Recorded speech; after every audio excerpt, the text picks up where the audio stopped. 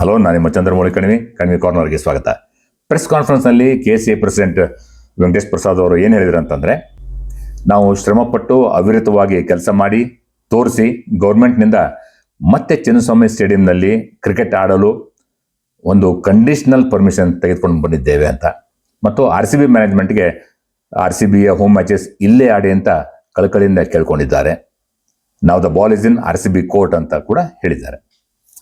ಆದರೆ ಜೂನ್ನಲ್ಲಿ ಆ ದೊಡ್ಡ ದುರಂತ ನಡೆದ ಮೇಲೆ RCB ಮ್ಯಾನೇಜ್ಮೆಂಟ್ ಮತ್ತೆ ಚಿನ್ನಸ್ವಾಮಿ ಸ್ಟೇಡಿಯಂನಲ್ಲಿ ಆಡಲು ಅವಕಾಶ ಕೋರಿ ಗೌರ್ಮೆಂಟ್ ಹೋಗಲಿ KCA ಜೊತೆಯಲ್ಲೇ ಸರಿಯಾಗಿ ಮಾತನಾಡಿಲ್ಲ. ಅದನ್ನು ಹೊಸ ಲಾ ಇದೆಯಲ್ಲ, ಶೇರ್ಡ್ ರೆಸ್ಪಾನ್ಸಿಬಿಲಿಟಿ, ಅದನ್ನು ಚಾಲೆಂಜ್ ಆಗಿ ತೆಗೆದುಕೊಳ್ಬೇಕಾಯಿತು RCB. ಅದು ಬಿಟ್ಟು ರಾಯ್ಪುರು, ಪುಣೆ, ಮುಂಬೈ ಅಲ್ಲಿ ಹೋಮ್ ಮ್ಯಾಚಸ್ ಆಡಲು ಎಕ್ಸ್ಪ್ಲೋರ್ ಮಾಡ್ತಾ ಇದ್ದಾರೆ. BCCI ಕೂಡ ಇದು ನಿಮ್ಮಿಬ್ಬರ ಮಧ್ಯದಲ್ಲಿ ಅಂತ ಬಿಟ್ಬಿಟ್ಟಿದ್ದಾರೆ. ಆದರೆ ಕನ್ನಡಿಗರಿಗೆ ಟೀಮ್ ಹಾಗೂ ಸಪೋರ್ಟ್ ಸ್ಟಾಫ್ನಲ್ಲಿ ಆದ್ಯತೆ ನೀಡದೇ ಇರುವಂಥ RCB ಏನು ಗಮನದಲ್ಲಿ ಇಟ್ಟುಕೋಬೇಕು ಅಂತಂದರೆ, 18 ವರ್ಷಗಳಿಂದ RCB ಹುಟ್ಟಿ ಬೆಳೆದದ್ದೇ ಚಿನ್ನಸ್ವಾಮಿ ಸ್ಟೇಡಿಯಂ ಬೆಂಗಳೂರಿನಲ್ಲಿ. RCBಗೆ ಕೋಟ್ಯಾಂತರ ಫ್ಯಾನ್ಸ್ ಗಳಿಸಲು ಕಾರಣೀಭೂತರಾದಂಥ ವಿರಾಟ್ ಕೊಹ್ಲಿ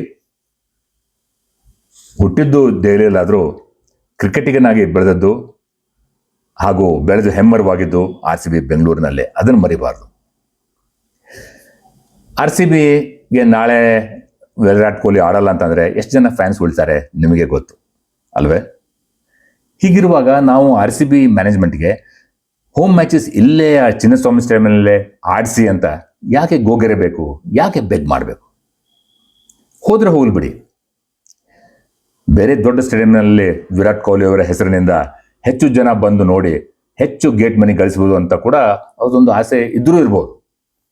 ಆದರೆ ಕನ್ನಡಿಗರ ಸೆಂಟಿಮೆಂಟ್ಸ್ಗೆ ಅವರು RCB ಮ್ಯಾನೇಜ್ಮೆಂಟ್ ಸ್ಪಂದಿಸ್ತಾ ಇಲ್ಲ. ಅದಕ್ಕಾಗಿ ಕನ್ನಡಿಗರೇ ಎದ್ದೇಳಿ, ಈ ಕ್ರಿಕೆಟೈನ್ಮೆಂಟ್ ಹುಚ್ಚು ಬಿಟ್ಬಿಡಿ.